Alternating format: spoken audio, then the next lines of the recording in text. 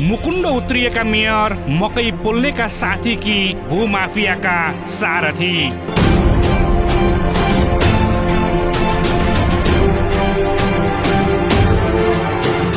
चुनावमा भोट माग्दा जनताको पाउ पर्ने, तर कुर्सीमा पुगेपछि तिनै जनताको घाँटी हेर्ने।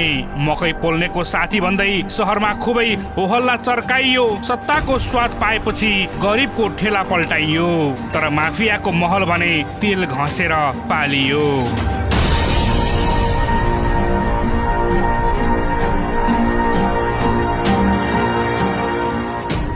हो दर्शकबिन, कुनै समय थियो बुटोलका मेयर खेलराज पाण्डेलाई बुटोलवासीले भुइँ मान्छे ठान्थे, गरिब र दुखीका सारथी मान्थे र खेलराज पनि घर घर पुग्थे। सबैका दुःख र सुखमा साथै हुन्थे। बुटोलका गल्ली गल्ली, चोक र चिया पसलहरूमा सर्वसाधारणसँग सहजै घुलमिल हुने स्वभावले उनलाई भुइँ तहको नेताको छवि दिएको थियो।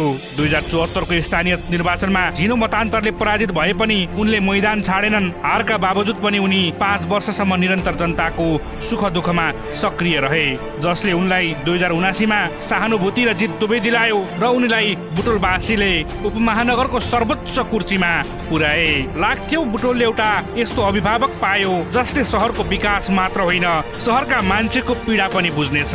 तर विडम्बना, सत्ताको आसनमा बसेको केही समयमै ती मकै पोल्नेका साथी आज भूमाफियाका खास सारथी बनेर उदाएका छन्। आज बुटोलको सडकमा चिया बेचेर गुजारा गर्ने आमाहरू, ठेलागाडा गुडाएर सन्तान पाल्ने बुवाहरूका लागि मेयर खेलराजको नाम एउटा आतंक बनेको छ। राति 8:30 बजे सूचना बजाउने र बिहान 9 नबज्दै सामान निकाल्न समेत नदी, अझै भनौं सूचनाको मसी सुक्न नपाउँदै नगर प्रहरी र डोजर लिएर सडकमा निस्कने मेयरले साना व्यापारीको उठिवास्त लगाए। तर उनकै नाकमुनि राज्यको अरबौंको सम्पत्ति 1636 कुलो भने दिन दहाडै डकैती भइरहेको छ। हैन, राज्यको चाहिँ समेन्द्र सिंह र चाहिँ म चाहिँ तत्काल मेयर साहबसँग उहाँहरूको फोन स्विच अफ भएको अवस्था थियो। पटक पटक मैले चाहिँ प्रयास गरेँ होइन। त्यो चाहिँ दूरसञ्चारको रेकर्डमा हेर्ने हो भने पनि कतिचोटि हानेको छु भन्ने कुरो देखिन्छ होला सायद। 170 वर्ष पुरानो ऐतिहासिक 1636 सिँचाइ कुलो आज अस्तित्वको अन्तिम लडाई लडिरहेको छ। 7000 हेक्टर जमिनको तिर्खा मेट्ने यो जीवनदायी प्रणालीलाई भूमाफियाहरूले दाइजोमा पाएको जग्गा जसरी कित्ता कित्तामा बाँडेर निलेका छन्। नक्सामा 50 फिट चौडा देखिने कुलो फिल्डमा 5 फिटको नालीमा खुम्चिएको छ। कतै भव्य महल ठडिएका छन् त कतै पर्खालले कुलो थुनिएको छ। अझ विडम्बना त के छ भने यी अवैध संरचनाको नक्सा पास गरिदिने र सम्पन्नताको प्रमाणपत्र बाँड्ने काम तिनै मेयरको प्रशासनले गर्दै आइरहेको छ। त्यो कुरालाई व्यवस्था गरेर उहाँले चाहिँ आफै आएर उद्घाटन गर्नुभयो भनेपछि 1636 कुलोको जग्गा हामी व्यक्तिले संरक्षण गर्ने हो कि राज्यले संरक्षण गर्ने हो? गरिबको ठेलागाडा देख्ने बित्तिकै बालेनको नक्कल गर्दै डोजर चलाउन निस्किने मेयरको शौर्य शक्ति ती माफियाका भव्य महल अगाडि पुगेपछि किन लुरुक पर्छ?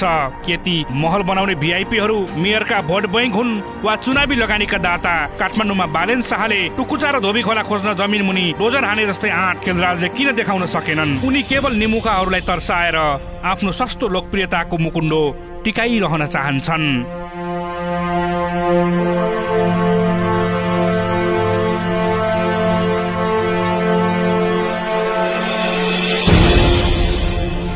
तिनाउ नदीको मुटु मिचेर हुकुमवासीहरूले पक्की भवन ठड्याउँदा नगरपालिका मुखदर्शक छ।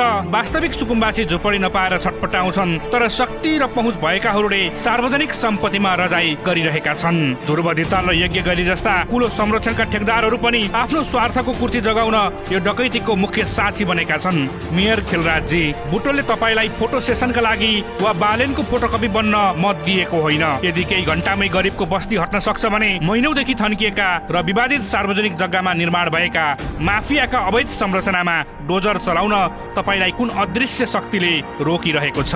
कतै यो मौनताभित्र आर्थिक लेनदेन त लुकेको छैन? समयको यो चक्र सधैँ एकनाश रहँदैन।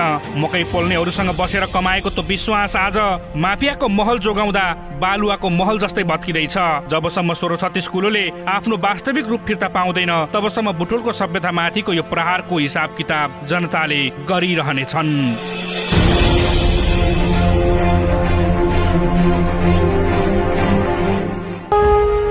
काल चक्र।